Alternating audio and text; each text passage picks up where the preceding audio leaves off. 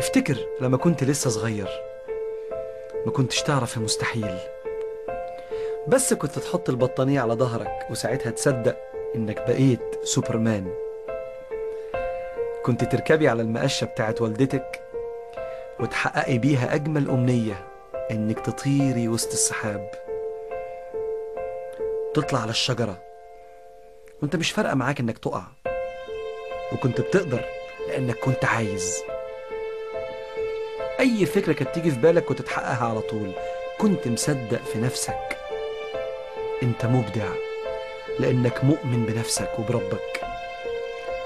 بس لما كبرت الامور اختلفت شوية.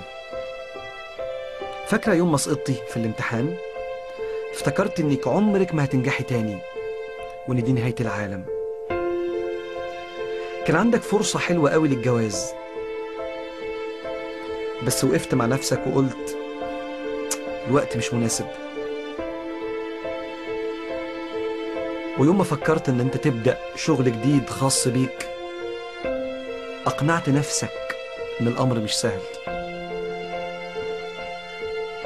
بس عارف يوم ما اشتغلت برضه سمعت اصوات كتير حواليك بتقولك ما تخاطرش. على فكرة كان عندك افكار كتير عبقرية ممكن تخلق بيها فرص عمل زيادة في البلد، وتحسن مستوى معيشة ناس كتير، وتعلي بيها شأن بلدك، وتساعد ان انت تكبرها، ونعيش كلنا في عالم افضل بسببك انت. بس انت قلت انا مش واثق. على فكرة انت لسه مبدع، لكن مبدع شاكك في نفسه. وعدت عليك السنين وشفت واحد عنده نفس افكارك، بس عارف ايه المختلف؟ الاختلاف انه اتحرك واشتغل.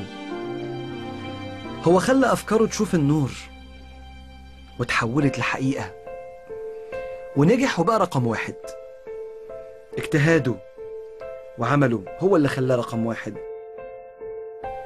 وانت سألت نفسك ازاي؟